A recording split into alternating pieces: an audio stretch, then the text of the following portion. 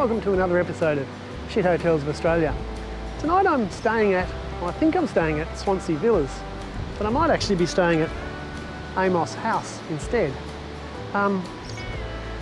Because there seems to be 8 villas and I'm in Promise Bay 15. So I'm not exactly sure where it is. But anyway, let's see if we can find the room, and then if we find it, then we'll check it out.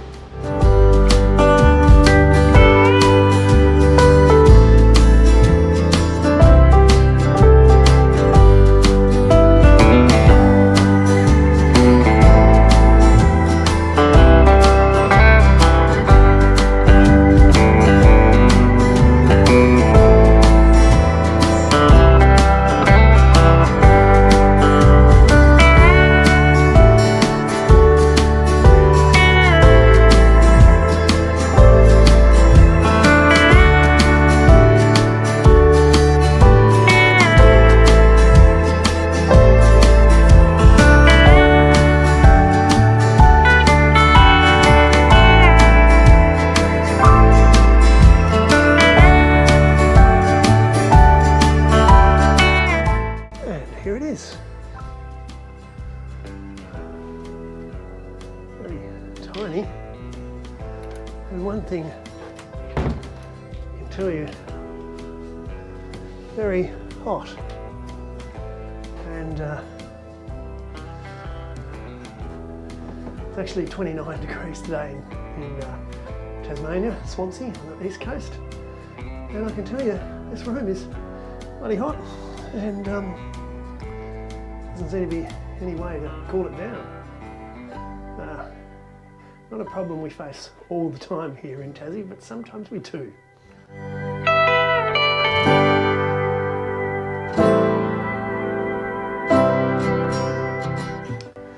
So what have we got? We have a queen bed, 2 little bedside tables, tiny little fridge. Definitely will be using that tonight to keep the beers cold. Better go and get them. A microwave, a kettle, spare pillows, a blanket, I won't be needing that tonight, a kettle, and then a separate little sitting room. It's interesting that the TV is up here on the wall. Only a very small TV, when could have probably put it here in the sitting room. Anyway, some books to read, heating, and bathroom, toilet, basin, corner shower, bit of a bath, no plug. Hairdryer, yes, there is a plug. Brilliant. Well, yeah, quite cosy. Can't remember the rack rate. I better check that out.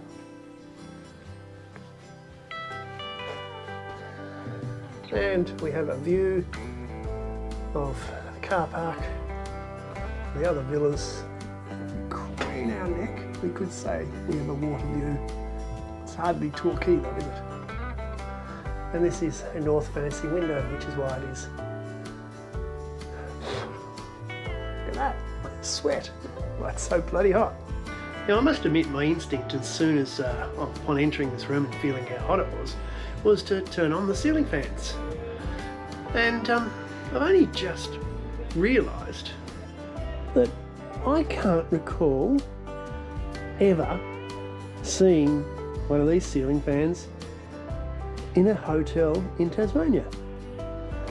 So I'm thinking that since we're on the east coast, which is the warmest part of Tasmania, and this is a north-facing room, it was pretty hot in this room this afternoon, that these ceiling fans were installed because of the heat. What's even more incongruous is that going to the trouble to install those, they could have just installed maybe an aircon, a heat pump, because downstairs in reception, where the owners of this place obviously live, that was plenty cool enough with a reverse cycle aircon switched on to fully chill. So we do have heating in this room, so when it gets cold in winter there's heating, but I would have thought maybe, yeah, don't know, a little thing, but it's just slightly incongruous.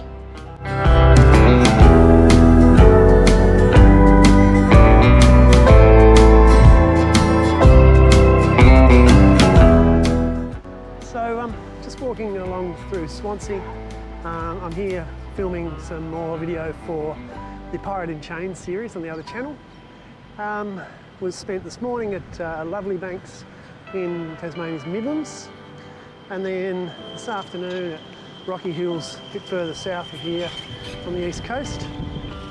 And tomorrow I'll be heading up to further north, up to Fingal, where there was another probation station. Tonight I'm staying here in Swansea.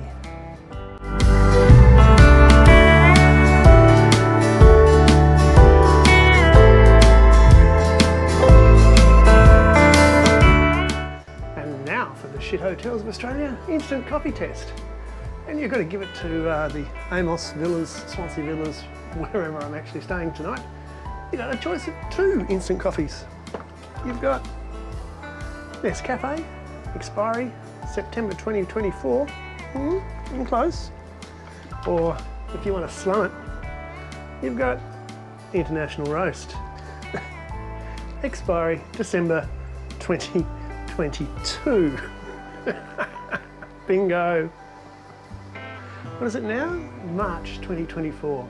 Oh well, it'll still be just as good as it was the day it was bought. Be made for raising Commonwealth rent assistance. State and federal governments have set a joint target. But not actually having any chairs to sit on to watch this TV, which is quite high. You've got to sit on the bed, and then you look up and you can't actually see the screen. It's all sort of washed out. So it's not ideal, is it?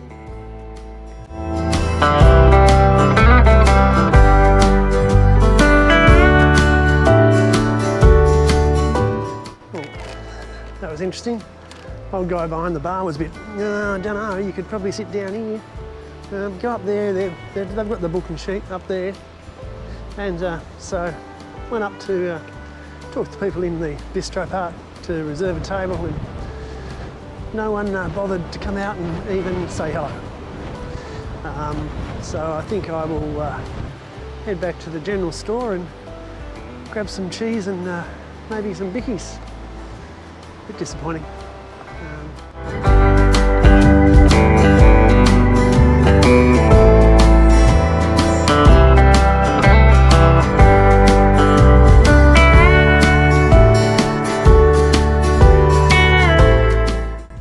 And now it's time for the Shit Hotel's Grumpy English Teacher.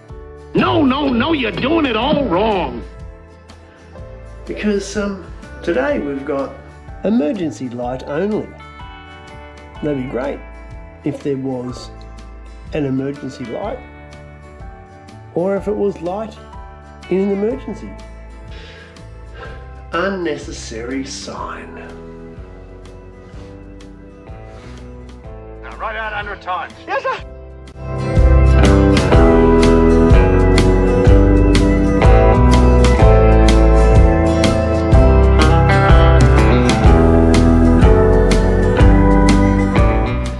Now, next door to the Amos Villas, Swansea Villas, is a tapas bar, and they got a live music.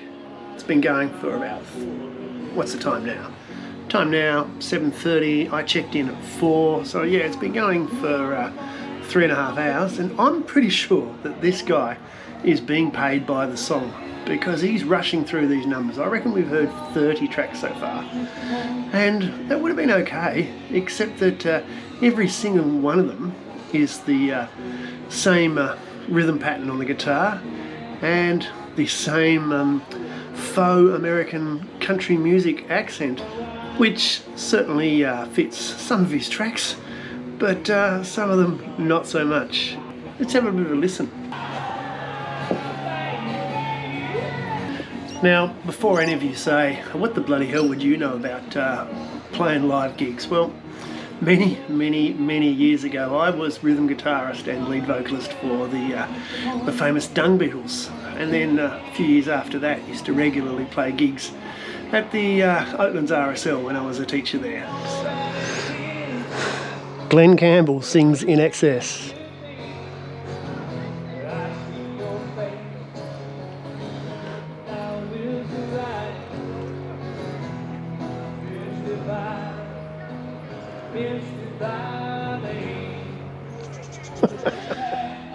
Now, if you watched the Melbourne one, you know why this one is really annoying me.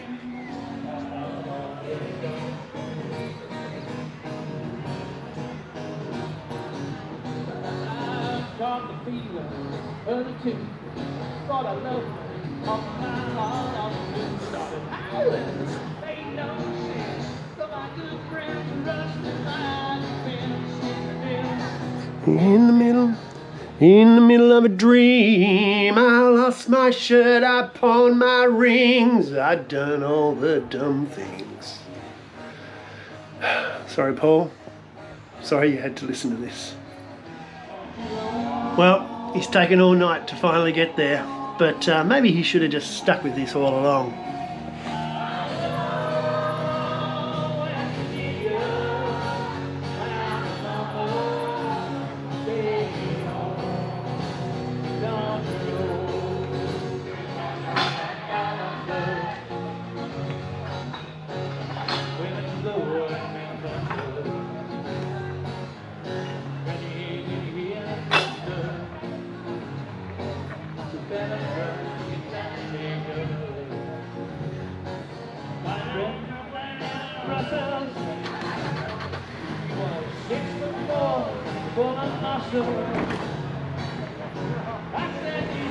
Not surprised. No, I don't come from a land down under.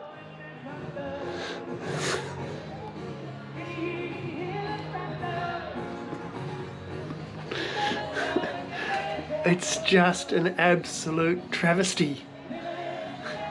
Living in the land down under. Mensch under. Can you speak of my language? I'm as mad as hell, and I'm not going to take this anymore! You listen to him talking in between songs, and he's as Tasmanian, well, I hope he's not Tasmanian, but he's as Australian as the rest of us. Why do you have to pretend to be some sort of person from West Virginia, Texas, or whatever, and singing Australian classic songs? Okay, if you want to be a country and western singer, or a country singer, and sing an American genre of music and pretend to be someone that you're not, from some place that you're not, that's fair enough. But when you're singing K-San sung by Cold Chisel, Jimmy Barnes, or you're singing Paul Kelly, or you're singing The Models, or you're singing the many other Australian artists, and you're singing them all in a fake country and western accent, it's just like... Sorry, I'll cut that. It's just like, mate, who are you trying to impress? One eternity later.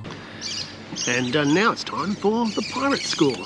You are without doubt the worst pirate I've ever heard of. But you have heard of me. So first up, cleanliness and upkeep.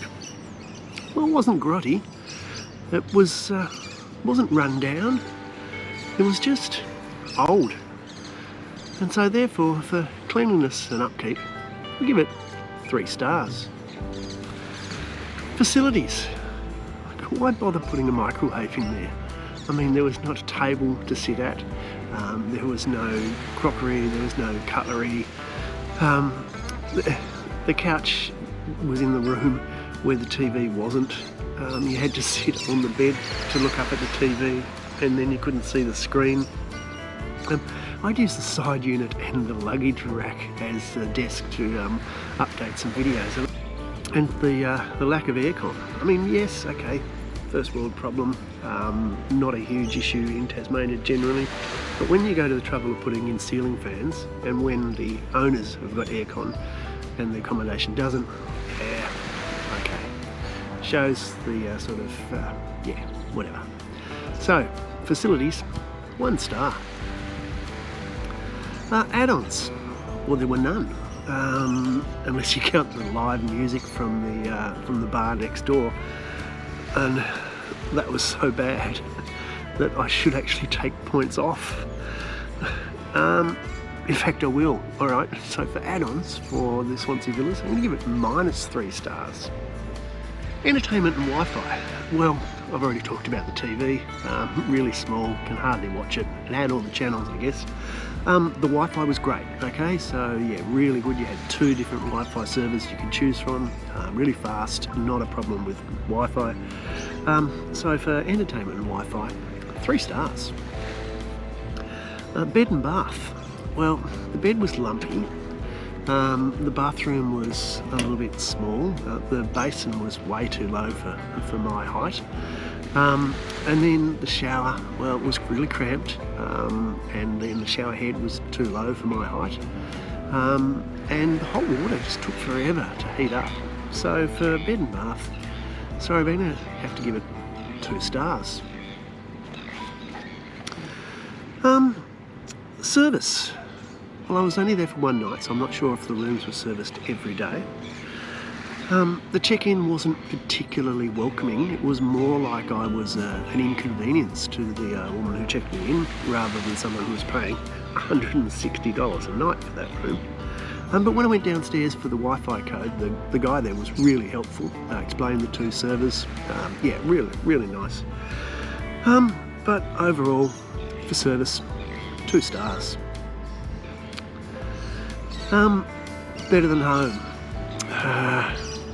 Well, the guy did stop singing at 9 o'clock, but the partying did keep going. And look, to be honest, Saturday night on a long weekend, really warm night, and it was a bar next door. But maybe that's why the Swansea Villas was the only accommodation in Swansea that had a vacancy last night. Maybe people know about that noise. So, yeah, no, I didn't get a better than home bonus. I actually had to put the earplugs in. So sadly, that's a total for the Swansea Villas of 8 out of 30. And when I look back, overall, I don't think it was that bad, but it was bad. And yeah, so last night I stayed in a shit hotel of Australia.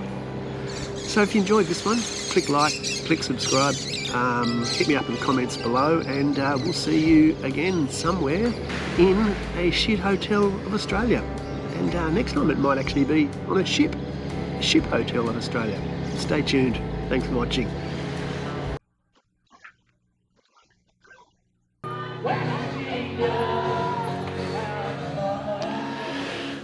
And to be honest, I wish he'd just fuck off back to West Virginia. Maybe I'll edit that out.